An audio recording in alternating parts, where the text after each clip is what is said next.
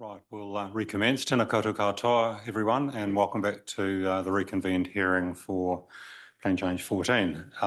So in the fairly short time that we've been adjourned, there's been a fair amount of paperwork flying around from various parties, but more than we expected. But that's possibly just the nature of the process when you open things up for further advice and submissions. So this morning we're going to resume the Burke presentation, and as I understand it, unless Mr. Lang, you've got some further comments, we'd be moving to Mrs. Burke's summary, which we received overnight. Yes, the only additional material I've lodged is the response to proposed Yes. changes. The specific wording, yes, and provisions, yes, yeah. Yep. Mr. Skelton, sorry, I should have asked you, did you have anything that you wanted to add by way of opening admin-wise? Okay, fine, thank you. And so we've got that, and that might come up along the way because as it relates to Mrs. Burke's summary. So over to you, Mrs. Burke, in terms of presenting that. So, I mean, I have had enough time to go through it, and I was concerned initially about receiving an executive summary that was 16 pages long, but doesn't seem to be any new material in there. So it's really just a bringing together of the points you've made previously and what Mr. Lang has told us. It's because of all the major concerns we do have. Yes. Right, thank you. Yeah, so over to you to present this as you want to, and we will ask questions along the way or at the end. Good, thank you. Good morning to you all. I am Mary Burke, a trustee of the Henar Trust. The Henar Trust land has been cared for by the Burke family for 100 years, and we, like Fonterra, want to leave a legacy. My submission, further submission, brief of evidence and further information have all been circulated for some time, and I shall take them as read, focusing on the outstanding issues raised and the relief sought by Henar Trust that have been rejected by Council. Throughout this presentation, I will have my lawyer and daughter speak if required. Despite Council rejecting just about everything we mentioned in our written communication with Council, I would like the hearing panel to be open to implementing our position into Plan Change 14. We would like, 1, Council agreement upheld. We would like the Bardawi Industrial Precinct Structure Plan and the Mangaoni Industrial Precinct Structure Plan to accurately record the agreement that the Henar Trust, Bardawi Investments Limited, and Council made on the 20th of November 2018. That is, the collector road and service corridor shown on the structure plan and labelled as collector road and service corridor indicative as to location, and 2, the agreed roundabout reinstated and with the symbol included in the key. This agreement was clearly referred to in the Henar Trust submission as outlined in recent communication to Council. The contents of what was agreed are clearly outlined in Appendix A of my statement of evidence, also clearly stating that it would be shown on the structure plan. The changes proposed to the Bardawi Industrial Structure Plan are not consequential in nature and break the agreement the Henar Trust has with Council. The Henar Trust trusted Council to uphold their side of the agreement, just as the Henar Trust has. The Henar Trust did not break the agreement. The Henar Trust did not lodge an appeal with the Environment Court regarding the amenity concessions that were made in exchange for the agreed collector road, service corridor and roundabout. To suggest that a roundabout is no longer needed since it is a three-way intersection is inconsistent with the roundabout proposed on Zigzag Road as part of this plan change, as it is also a three-way intersection. It is also inconsistent with the recently constructed roundabout on Victoria Road that services the Bardowie Industrial Precinct, another three-way intersection. Additionally, the Bardowie structure plan, as originally notified, had a roundabout in the exact location, with a three-way intersection which was supported by a traffic expert. Please see below, illustrating that. Second point, we would like service connectivity. The economic evidence presented by Fonterra's expert at the hearing advised that in his expert opinion, Plan Change 14 wasn't rezoning enough land to industrial. This confirms a demand and need for the remainder of the C10 growth cell to be serviced so that it can be rezoned to cater for this need. A lot of the assessment by council refers to transport connectivity only, failing to address service connectivity. It is essential that council's water and wastewater are extended to a location where the Henar Trust land north of the Mangaoni stream can connect to in the future. That is, either to their boundary or to Zigzag Road. This also applies to public utilities such as power, gas and fibre.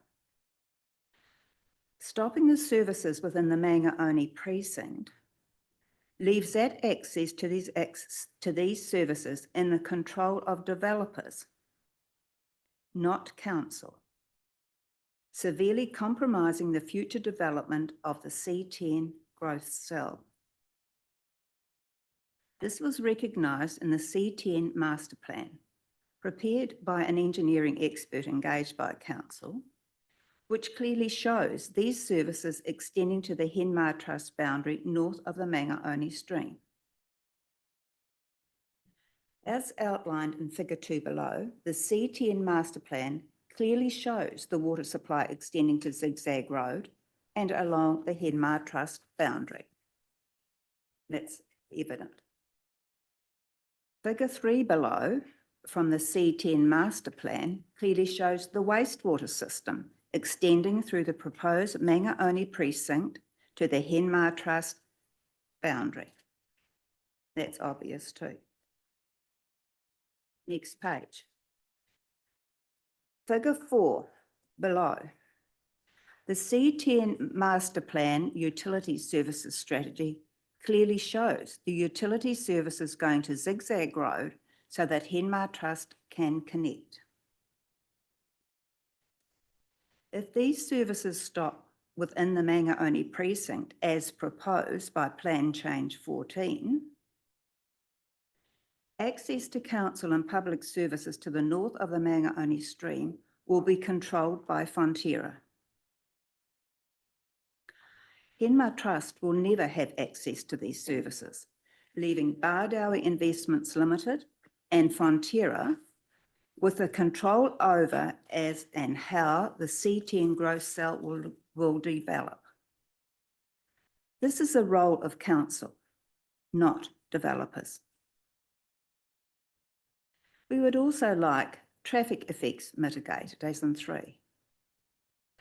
That Zigzag Road and Zigzag Road / Victoria Road intersection to be upgraded prior to any activity which generates traffic, beginning to be developed on any land north of the Mangaoni stream, and or if any road entrance is developed onto Zigzag and or Swain Road. Traffic accessing Swain Road will use Zigzag Road to access the Waikato Expressway. The only alternative is going through the Cambridge North residential suburbs. It is a very real probability that the proposed east-west collector road and the zigzag road access may not be built for many years. With the Swain Road access being built to provide an industrial access to the precinct and then using the existing local roading network, as APL have, with making no contribution to upgrading the existing local roading network. Rule 7.4.2.46 should not refer to the word reliant, as applicants should be required to upgrade even if they have multiple access points, and the word reliant is considered to be too open to interpretation. Light vehicle movements include 12-tonne trucks in this plan change. As illustrated in the picture below, a 12-tonne truck is a large truck and will significantly impact Swain and zigzag roads. The latest C10 master plan we were emailed showed the Manga-Oni precinct having a connection into the kiwi fruit block, gaining access to the kiwi fruit block's existing vehicle entrance on Swain Road, which is, I will add, a heavy vehicle entrance and has been used by APL. Number 4, next page. We would like to avoid stormwater effects on the Henar Trust land, increasing flood levels post-development.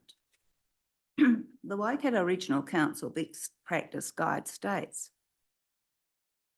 stormwater management, when it is provided, is often only considered at the end of the site design process. Because of this poor planning approach, site design almost always provides less than desirable outcome. For stormwater management objectives to be achieved, stormwater must be incorporated into site design from the outset and integrated into conceptual site planning, just as traffic considerations are. Stormwater impacts may, in some situations, even be a factor in determining the type and extent of land use that is intended at a site. Now, the Manga-Oni stream runs through the Henar Trust property. The Victoria Road culvert has been designed to prevent downstream stormwater effects. In this regard, it is imperative that any development upstream of the Henar Trust property is designed to control their stormwater runoff within their boundaries so that it does not exceed pre-development levels, including during extreme events. The Stormwater Management Plan prepared by Harris and Grierson, dated the 12th of April 2024, Stormwater Plan, illustrates an increase in downstream flooding on the Henar Trust property from development on the Manga-Oni precinct alone. That is, the kiwi fruit block is not even included. This stormwater plan states, aside from the culvert along Victoria Road, all other culverts further downstream area observed to experience a decrease in flood levels. In these locations, the decrease in flood levels is more pronounced in the more frequent storm events, 10% and 50%. As previously discussed, red values indicate a small increase in flood depth at the upstream end of Victoria Road culvert and does not propagate to the downstream floodplain. The slight increase in flood depth is also mitigated by the lower flood level further downstream near the culverts along the railway, that is by the Fonterra land, factory land. The flooding effects on Henar Trust land as a result of Plan Change 14 are not mitigated by reductions in flooding further downstream of the Victoria Road culvert. Plan Change 14 rezones 71.4 hectares owned by Fonterra Limited and 7.8 hectares owned by Bardowing Investments Limited. This is more than sufficient area for these industrial precincts to manage stormwater within their boundaries, to ensure that any discharge does not exceed pre-development levels, including during extreme events. There is no need for these large industrial precincts to spill their stormwater over onto Henar Trust land. We request that the existing stormwater flows to the Mangaoni stream will not be exceeded post-development, resulting in additional flooding on the Henar Trust land. Request that this is written into the district plan as part of Plan Change 14. It is thought that the text would be similar to that as currently in the district plan for the Bardowie Industrial Precinct in the district plan. Please see below. And you can read that, and then you will note, like the bottom bit, it just says, the existing 100-year AR flow to the Mangaoni stream will not be exceeded post-development, using a series of attenuation basins and swale conveyance and storage. The land north of the Mangaoni streams at times has zero soakage due to the high water table and the soil type. The Mangaoni Industrial Precinct Structure Plan shows the local roads in this area not to have swales to collect and transfer stormwater to stormwater basins. What will happen to the stormwater? I see it even when I drive down the road, what exists already. On the Henar Trust property, the Mangaoni stream flows through mainly flat land owned by the Henar Trust, not a floodplain belonging to the Mangaoni stream as stated by Harrison Grierson. The Mangaoni Industrial Precinct and the Kiwi Fruit Block also consist of flat land. The Mangaoni Industrial Precinct has plenty of their own flat land to act as a floodplain for the Mangaoni stream, enabling the site to keep all their additional stormwater generated by their industrial activity on their site and not on their neighbour's property. When Bardowie Industrial Precinct applied for their stormwater consent, the Kiwi Fruit Block was zoned rural and still is, not industrial. And so any increase in stormwater as a result of industrial development has not been included in the modelling. It should have been, because in extreme weather conditions, the stormwater from the Kiwi Fruit Block will enter the Mangaoni stream upstream of the Victoria Road culvert, increasing the flooding on the Henar Trust property, irrespective of whose property the additional stormwater has travelled over to get into the Mangaoni stream. The increase in stormwater on the Kiwi Fruit Block as a result of industrial development on previously rural land should have been included in the modelling, and it was not. Next point, number 5, we would like rural amenity and wellbeing effects mitigated. Fonterra and Council did invite Henar Trust and Bowie Investments Limited to join PC 14. Both Henar Trust and Bardowie Investments Limited chose not to join Plan Change 14. Council then chose to include the Bardowie Investment Limited's land anyway, that's a Kiwi Fruit Block, and also chose not to include the Henar Trust land. It was Council's choice to leave an isolated piece of rural land in the northwest corner of C10. The impact of the proposed plan change is viewed from the Henar Trust entrance as 35 Zigzag Road, as illustrated in the diagram below, figure 8, prepared by Ms. Jack, Fonterra landscape expert. This is the entrance to the Henar Trust land that is located on the northern side of Zigzag Road, and outside the C10 growth cell. As illustrated below, the impact on the amenity and well-being of this rural property is significant. Top one is the existing situation, the lower one is existing annotated, with the views of the hills in the background pretty much gone. Right, next page. The proposed plan change provides for industrial buildings to be 20 metres high, and this has been highlighted in black below. You will see a green highlight at the bottom of the proposed buildings. This is a proposed 2-metre high hedge that Ms. Jack has advised will soften the visual impact on the Henar Trust land, including the land that is located outside the C10 growth cell and is zoned rural.